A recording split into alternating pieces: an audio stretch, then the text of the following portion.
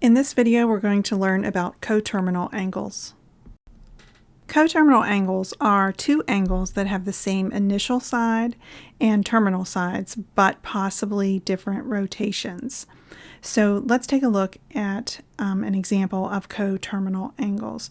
So let's use the 45-degree angle as a good starting point for an example. So if we have a 45-degree angle, so I'm going to estimate a 45-degree angle on here in standard position. So standard position, remember, is at 0, 0 for the vertex and has our initial ray on the positive x-axis. So this is going to be a 45-degree angle here.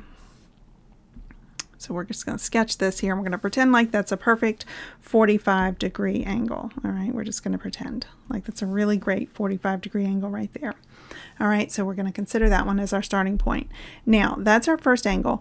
If we were to continue on, if we were then to continue rotating and go all the way around here and keep going around until we came back around to that same terminal ray right there, what would happen is we would have gone an additional 360 degrees and we would have made a 405-degree rotation. Okay, so what happened here is we started at 45 degrees, we kept on going in the negative direction, we went counterclockwise, and we made a 405-degree rotation. So what we have there are two angles essentially. We have a 45-degree angle and we have a 405-degree angle. And those two angles are considered coterminal because they share a terminal side. All right. And what happened was we just kept going by a factor of 360 degrees. So every time you continue a rotation of 360 degrees, you create a coterminal angle. Now, we don't only go in the counterclockwise direction, so what I could do is I could go in the other direction starting at that 45 degrees. So let's say I went in the other direction. Let's say I went in the clockwise direction starting at the 45 degrees and I went this way. I would also be making a coterminal angle, but in this case, this one would only be 315 degrees because I would be subtracting out that 45 degrees that I already went, all right? So I would also be saying that 45 degrees and 315 degrees are coterminal angles. There are infinite numbers of coterminal angles. Every time I add or subtract a multiple of 360 degrees on this angle, I'm going to create a coterminal angle. So let's just say I went back and went the other direction again. Let's say I went 360 degrees around again. If I added another 360 degrees onto that first one, I would have 405 plus 360. Then I would be at 765. That would be coterminal.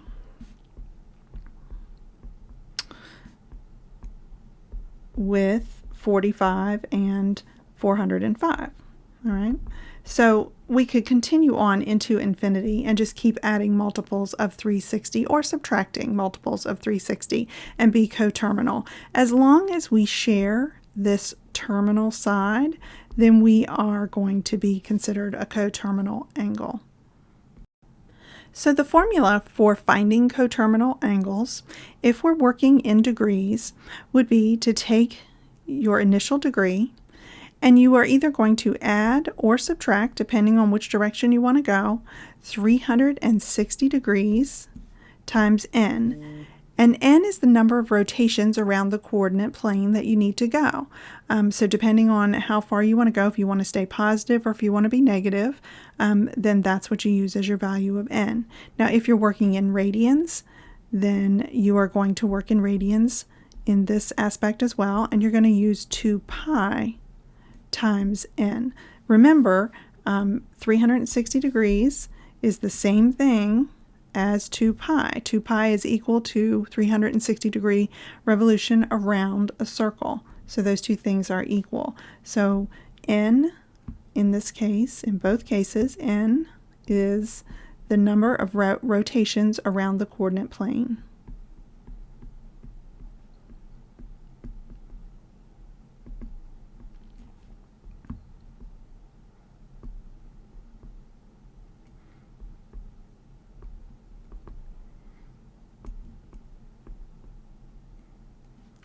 So basically, you just add and subtract 360 degrees or 2 pi as many times as you need to go, all right? That we talked about here, you could use multiples of 360, in which case you would have used 360 times 2. You would have used a number bigger than 360. You could have multiplied times 2. So let's work a few examples. Let's work a few in degrees, and then we'll do a few in radians. So let's find positive angles less than 360 degrees that are coterminal with each of the given angles. Now, sometimes you're given a stipulation that your result needs to be within a certain parameter, as in the case of this example. You're not always given a stipulation, so that's fine. Then you can either add or subtract, whatever you want to do. But I thought it would be better to go ahead and work an example where you are given a parameter within which to work. That way you can see what that looks like. So in this case, you need to determine whether to add or subtract so that you end up less than 360 degrees. So when you see where you start, you need to think about, okay, do I need to add or do I need to subtract in order to end up in that particular place? So if you do the wrong thing first and you end up greater than 360 degrees, then what's the worst that can happen? You've got to go back and do it again. So we're going to start with the first one, which is 390 degrees. So I'm at 390 degrees and I want to be coterminal with that, but I want to be less than 360 degrees. So if I add 360 degrees to 390, I'm going to be way bigger than 360. So I know I'm going to need to subtract 360 degrees. I'm going to need to rotate around in the other direction and go 360 degrees in order to get smaller than 390 or 360. So if I subtract that, then I'm going to be at 30 degrees. So 30 degrees is coterminal with 390. And that is that particular calculation. So then let's do 405 degrees. So 405 degrees to find one that is coterminal and less than 360. Again, I'm going to need to subtract 360 degrees. So if I subtract 360 degrees, I'm going to get 45 degrees. So I will say that 45 degrees is coterminal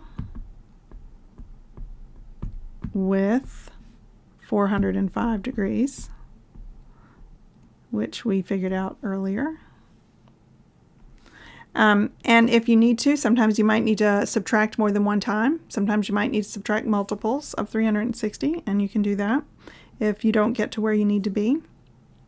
So an example of that would be, like, let's just say you needed to, if you started at 765, at the one where we were on the previous example, let's just say you had 765 was where you started. So if I said my parameter was I needed to be less than 360 degrees, well, if I subtracted 360 degrees from 765, and I just wrote 756. I don't know what's wrong with me. Let me erase that and try again. 765. If I subtract 360 from 765, so if I say 765 minus 360, I'm going to get 405. So that is not quite where I need to be, right? Because my stipulation says less than 360. So I need to go again. I need to subtract 360 again to get to where I need to be. All right, I need to be less than 360 according to my instructions. So that's what I was saying, that you may need to subtract again. Or you can come back and use your formula, or you can just keep subtracting 360 until you get where you need to go. Either one works. All right, so let's take a look at this last one. We're starting at a negative 135, and I want to get to less than 360, but I also want a positive angle. So I could subtract 360, and if I did that, if I subtracted 360, I would end up in the negative. So although that would make me less than 360, I would be in the negative. That wouldn't work. I want to add 360 so that I can get up there in the positive degrees. So I'm going to say negative 135 plus 360, and that's going to put me at 225 degrees. So I would then say 225 degrees is coterminal with negative 135. Good grief, I don't know if you all can hear, the dog is over there coughing up a lung. He's not really, he's just dreaming. Okay, let's take a look at some done with radians. Okay, so find positive angles less than 2 pi. So again, we're given stipulations. We want positive and we want less than 2 pi. So we're working in radians, and we need to be coterminal with each of the given angles. So we're at 5 pi over 2. All right, so because I want to be less than 2 pi, I am going to subtract 2 pi here. So I'm going to subtract 2 pi because this is already larger than 2 pi. So I want to get smaller than 2 pi. So I'm going to set this up, 5 pi over 2 minus 2 pi, and I'm going to make it a fraction. Don't be scared. Fractions are your friend. Going to have common denominator here. So I'm going to need to get both of these over 2. So let's see. This is going to be 5 pi over 2. And so that means here I'm going to need to multiply top and bottom times 2 in order to get 2 on the bottom. So this is going to be 4 pi over 2. So now I have a common denominator and I can just subtract straight across. Okay, I have 2 on the bottom, and I'm going to have 5 minus 4 gives me 1, which I don't need to write. So I have pi over 2. So pi over 2 is coterminal with 5 pi over 2. They are coterminal. All right, so my next one is 11 pi over 4. So again, I'm going to need to subtract because that is already larger, and I need to get less than 2 pi. So I have 11 pi over 4 minus 2 pi, again with the common denominator. So my common denominator here is going to be 4. So I'm going to multiply this times 4 over 4.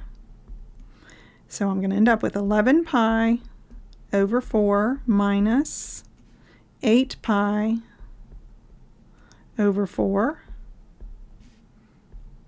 So 11 minus 8 gives me 3 pi over 4.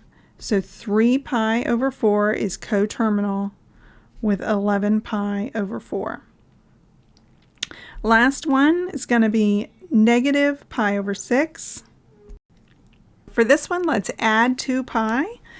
So we've got negative pi over 6 plus 2 pi over 1. Our common denominator is going to be 6 here. So I'm going to multiply this by 6 over 6. And I'm going to have negative pi over 6 plus 12 pi over 6. So when I add negative 1 plus 12, that's going to give me 11 pi over 6. So 11 pi over 6 is coterminal with negative pi over 6. And that's how we find coterminal angles.